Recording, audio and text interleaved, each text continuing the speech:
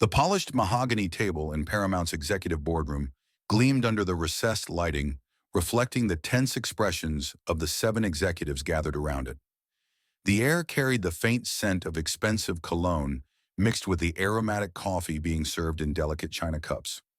Marcus Bennett, Paramount's CEO, tapped his Mont Blanc pen rhythmically against his notepad, creating a soft percussion that punctuated the uncomfortable silence. "So we're unanimous then?" he finally asked, his voice cutting through the tension. The screenplay for Clint Eastwood's The Last Letter lay at the center of the table like an unwanted guest. Richard Hayes, head of production, cleared his throat, the sound unnaturally loud in the hushed room. "Look, no one respects Clint Eastwood more than I do. The man's a legend. But this," he gestured toward the screenplay, the paper rustling under his fingertips. "This isn't commercial. It's too introspective. Not enough action." Bennett nodded slowly, his gaze lingering on the title page. "And the budget he's asking for isn't insignificant for a film that might struggle to find an audience." Across town in a modest office on the Warner Brothers lot, Clint Eastwood sat perfectly still, phone pressed to his ear. At 94, his face had deepened with age, each line telling the story of a different film, a different era in Hollywood. But those piercing blue eyes remained unchanged, focused, unwavering, seeing beyond what others could.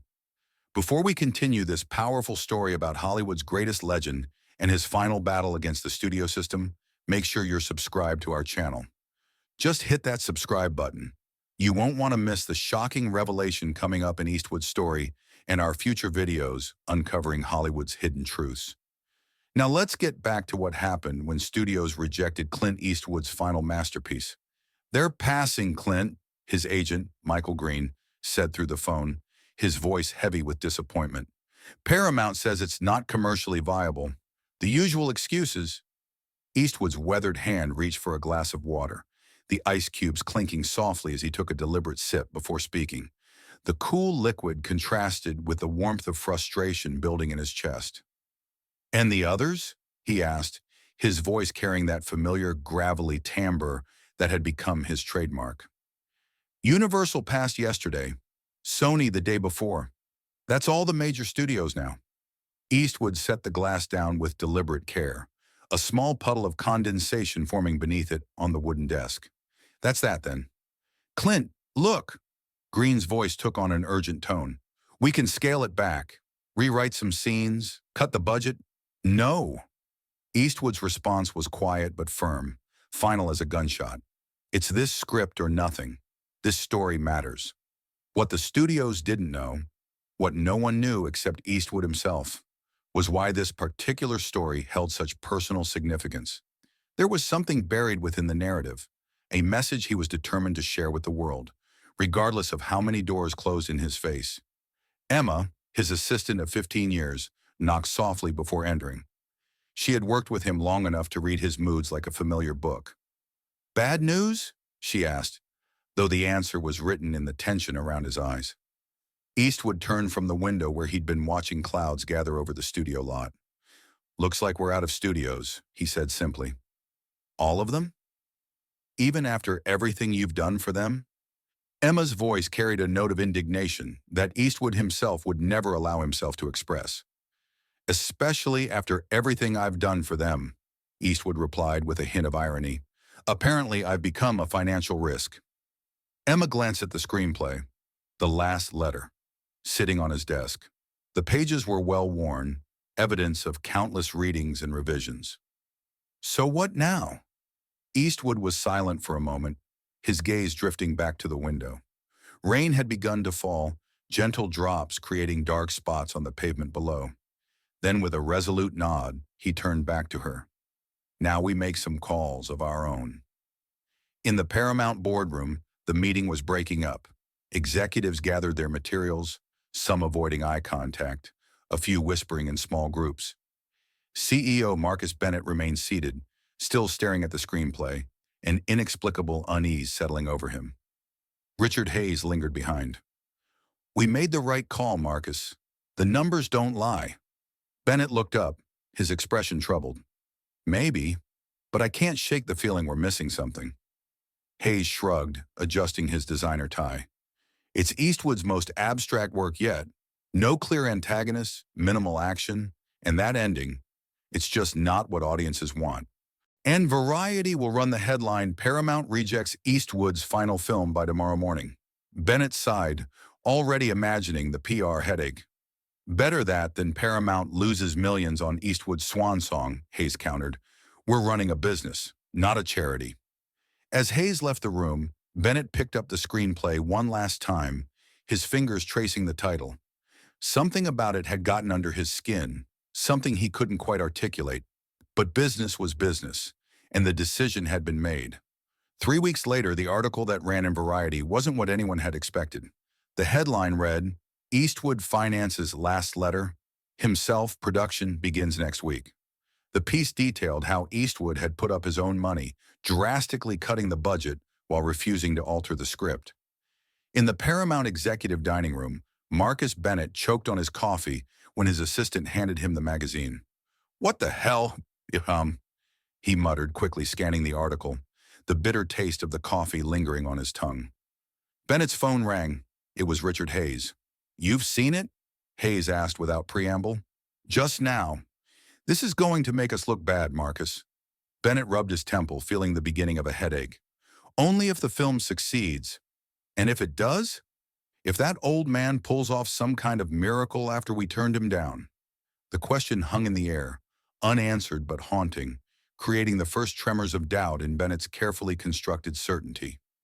On a cool morning in Carmel, California, the small crew of The Last Letter was setting up for the day's shoot.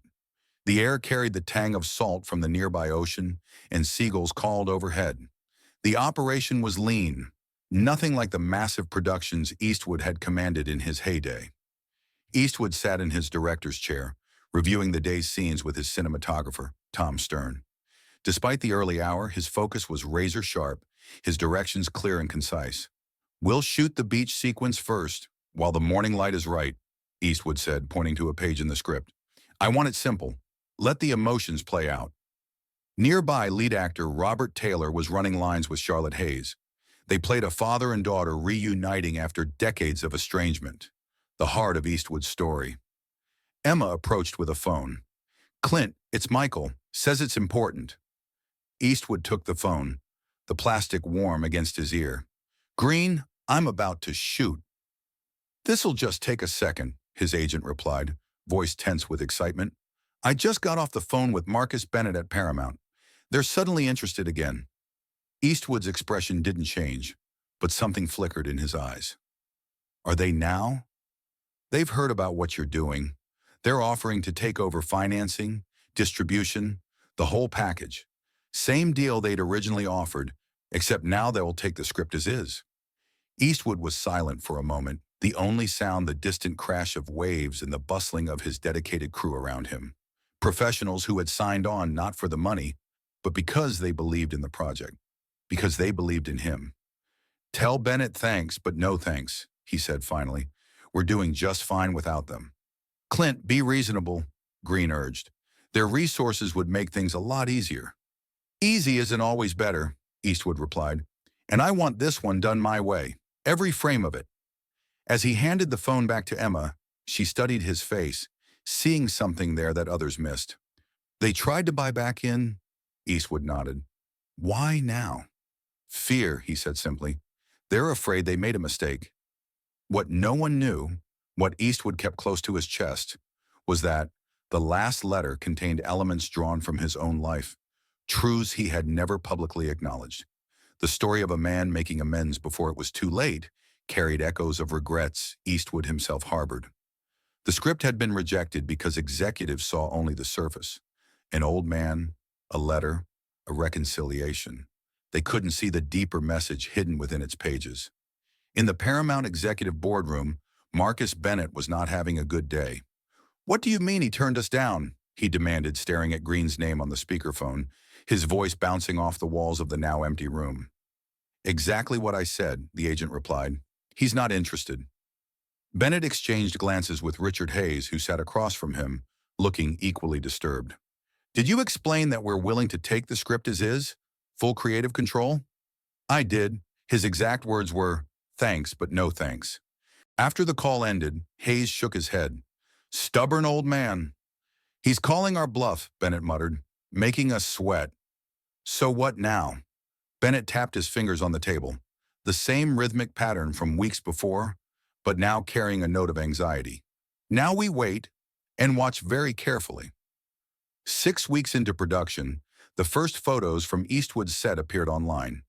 They showed a frail-looking man directing with the same quiet intensity he always had. But there was something else, something in the way the actors seemed to be responding to him, an emotional depth that was palpable even in still images. Film blogs began speculating about what Eastwood was creating. The few crew members who had spoken to the press described the shoot as unlike anything they'd experienced, and the script as devastatingly human. In his office, Bennett scrolled through the online coverage, an uncomfortable feeling growing in his gut. Hayes entered without knocking, his normally confident stride faltering. "We need to talk about Eastwood," he said without preamble. Bennett nodded. "I've been seeing the coverage." "It's not just the coverage," Hayes replied, dropping into a chair. "Word is he's creating something special, something powerful." On set in Carmel, production was wrapping for the day. The beach sequence had gone well, a pivotal scene where Robert Taylor's character finally reveals to his daughter why he had abandoned her mother all those years ago. The raw emotion had left crew members wiping away tears. Eastwood sat alone at the edge of the set, watching as equipment was packed away. The sun was setting over the Pacific, painting the water with streaks of gold and crimson. A cool breeze carried the scent of salt and seaweed, nature's reminder that some things remain constant, while others change forever. Taylor approached, still looking emotionally drained from the scene, his eyes red-rimmed and puffy. "Was that what you wanted?" the actor asked, dropping into a chair beside his director. Eastwood nodded, the movement barely perceptible. "It was honest. That's all I ever want." Taylor studied the older man. "You know, when I first read this script, I didn't get it. It seemed so simple. But now that we're shooting, I understand. It's not about what's being said, it's about what isn't." A small smile crossed Eastwood's face, crinkling the weathered skin around his eyes. "That's always been the secret. The real story happens in the silences."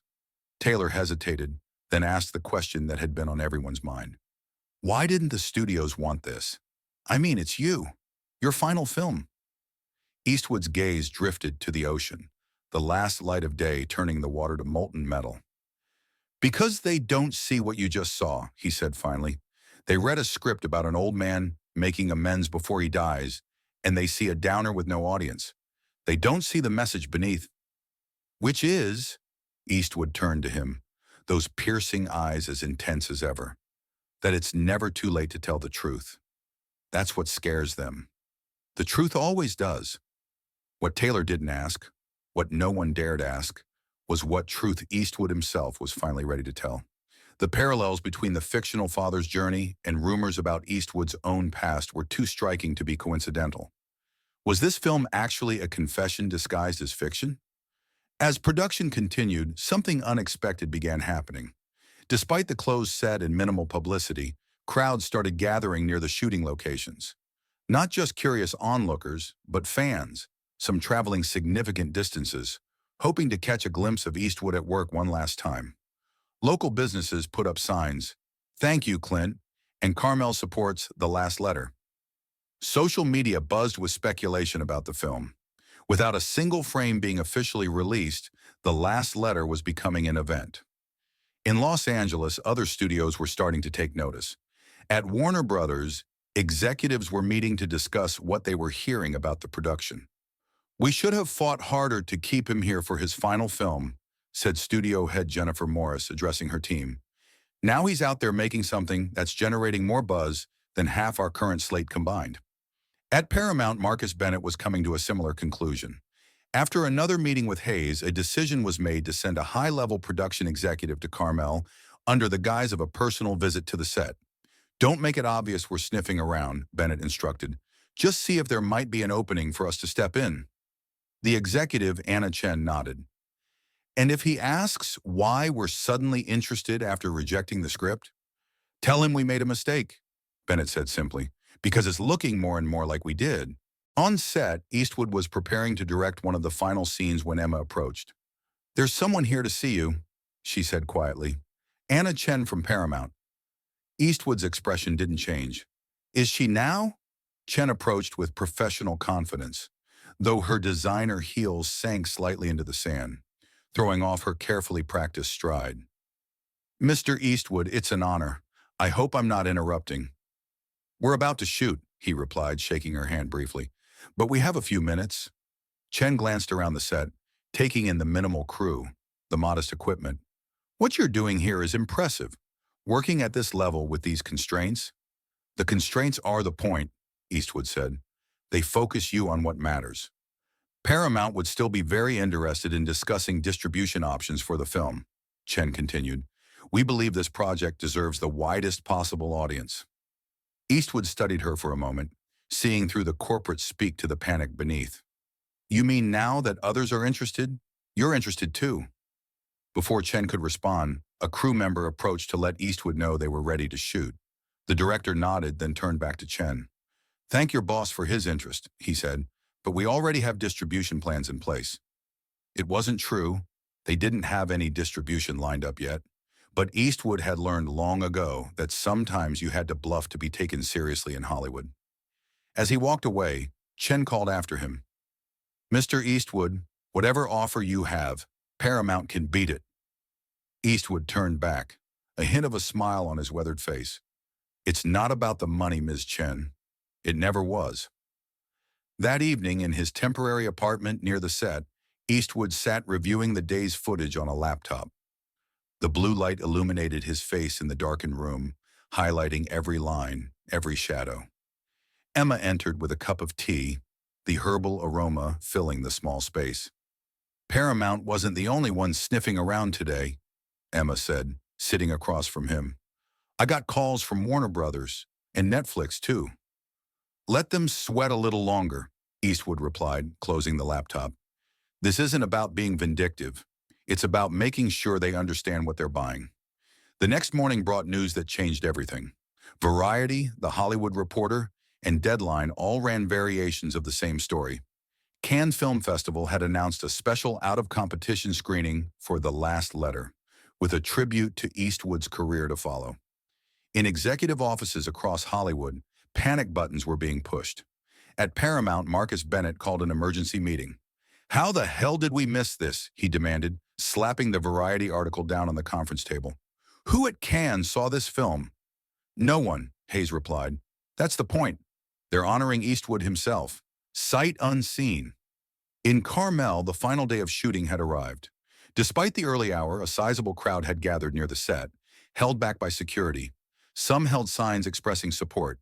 News crews set up cameras. On set, Eastwood gathered the cast and crew for a brief speech before filming the final scene. A silent moment where Taylor's character, having made peace with his daughter, walks alone on the beach at sunset. I've been doing this a long time, Eastwood told them, his voice strong despite his age.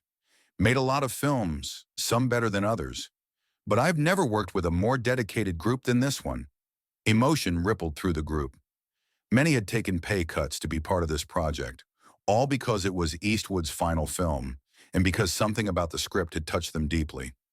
Now let's finish this thing right, he concluded with a nod. The final scene was shot as the sun began its descent toward the Pacific. Just a man walking alone on the beach, his face revealing the complex emotions of someone who had finally spoken his truth after a lifetime of silence. Cut, Eastwood said finally, his voice quiet but carrying across the hushed set. The crew remained silent, sensing the significance of the moment. Then one by one they began to applaud. A recognition that they had been part of something special, something that would resonate long after the cameras stopped rolling. As the applause continued, Eastwood stood alone, gazing out at the ocean. He had done what the studios said couldn't be done. He had told the truth, his truth, in the only way he knew how, through film. And in doing so, he had created not just a movie, but a message that would outlive him. The real revelation, the deeper significance of The Last Letter that had eluded the studios, would soon be unveiled to the world. But that's a story for another time.